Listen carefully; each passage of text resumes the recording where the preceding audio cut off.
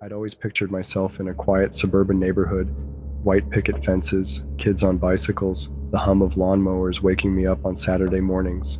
So when I found the little house on Clover Street, with its sage green shutters and a garden tangled with overgrown roses, I couldn't believe my luck. I was 28, single, and about to start a new job at a marketing firm in town.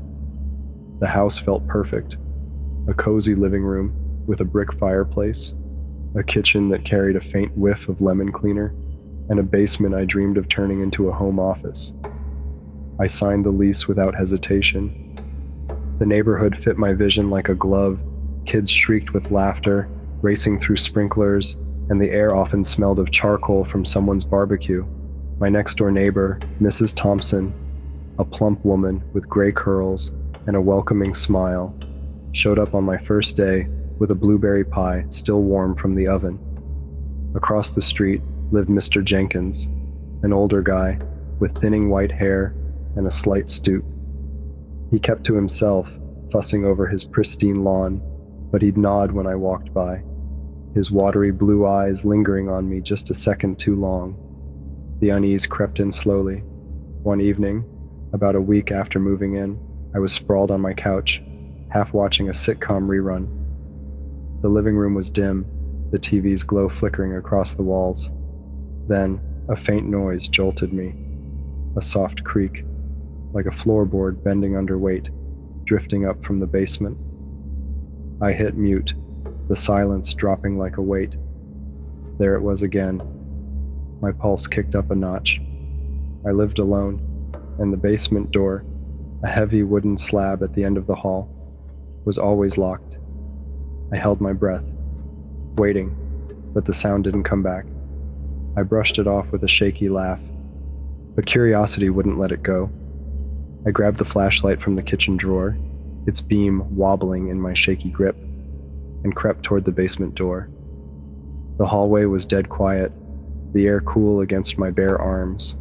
I turned the key, the lock snapping open with a loud click that echoed in the stillness, and nudged the door ajar.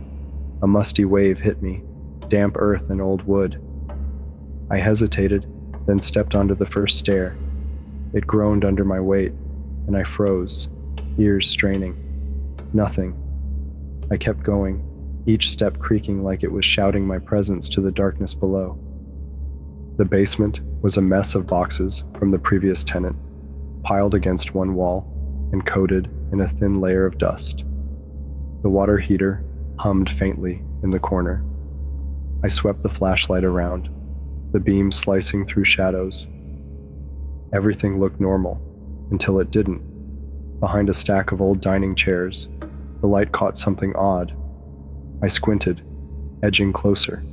There, tucked in the corner, was a folded blanket, a pillow beside it. My stomach lurched. I stepped nearer, breath shallow, and saw it. Candy wrappers and an empty water bottle scattered on the floor. Someone had been here, recently. My mind spun. Was it a homeless person looking for shelter? A squatter? Or something worse? I lived alone, and the idea that someone might have been in my house, maybe while I slept upstairs, sent ice down my spine. I backed off, heart hammering. I had to get out, lock the door, call the cops. But as I turned, a sound stopped me cold. A soft thud from upstairs, like a door easing shut. I froze, listening hard. Was someone up there right now?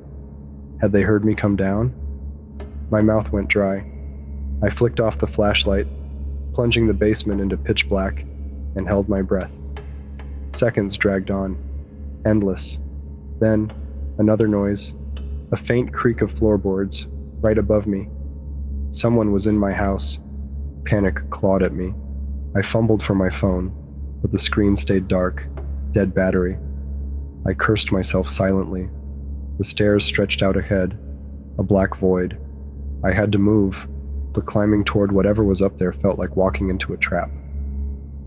I sucked in a breath, steadying myself, and started up, slow and quiet, my trembling hand gripping the railing, cool and slick with dampness. At the top, I peeked through the door's crack.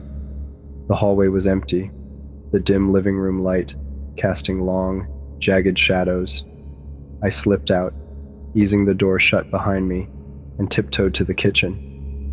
My landline sat on the counter, salvation. But as I reached for it, a rustling sound came from the living room. I stopped, heart slamming against my ribs. I peeked around the corner. The room was empty, the TV still silent, but the air felt wrong, thick, heavy, like someone had just been there. Then I saw it, the front door, cracked open. Had I left it like that? No way. I'd locked it, I was sure. A cold draft slipped through, smelling of rain and wet dirt. I edged over, eyes darting around, and pushed it shut, twisting the deadbolt hard. I snatched the phone and dialed 911, fingers shaking so bad I nearly dropped it. The operator's calm voice cut through my panic as I whispered my address and stammered out what I'd found. She said to stay on the line and that officers are coming. Minutes stretched into forever as I crouched in the kitchen, clutching the phone like a lifeline. Every creak, every rustle outside jolted me. Finally, red and blue lights flashed through the window. I flung the door open for two cops, their faces stern but steady. I showed them the basement, the blanket, the trash. They searched every corner of the house but found no one. They handed me a home safety pamphlet and promised to check back tomorrow. When they left, the house didn't feel like mine anymore. It felt like a cage. I checked every window, every door, twice, but the dread stuck to me. That night, I lay in bed, eyes glued to the ceiling, jumping at every groan the house made. Sleep wouldn't come. Things got worse. I'd come home to find the back door unlocked, even though I swore I'd locked it. A chair in the kitchen was shifted, just a little. I started doubting myself. Maybe I was losing it, stressed from the move. But I knew better. Someone was still getting in. I set up a cheap security camera in the living room, but all it caught was me, pacing, jumping at shadows. My paranoia took over. Mrs. Thompson's smile started looking fake, her eyes too nosy. Mr. Jenkins's nods felt like he was studying me, waiting. I stopped leaving the house unless I had to, terrified of what might happen while I was gone. Work blurred into a haze as I fixated on every noise, every detail. I couldn't live like that. I had to know who it was. So I made a plan. I'd fake leaving for the night, drive around the block, then sneak back through the side gate and hide in the hall closet. Risky, but I needed answers. As night fell, I grabbed my keys, locked up loud enough for anyone watching, and drove off. 10 minutes later, I crept back, slipping inside, heart pounding. I squeezed into the closet, leaving the door cracked, and waited. Time crawled. My legs cramped, but I stayed still. Then, around midnight, I heard it. The basement door's faint click. My blood turned to ice. Slow footsteps climbed the stairs. Through the crack, I saw a shadow glide into the kitchen. The figure was small, hunched, deliberate. They opened the fridge, its light spilling out, and I saw her. A girl, maybe 18, with messy hair and wide, scared eyes. She grabbed a yogurt and froze, like she felt me watching. I stepped out, voice trembling, and asked who they were.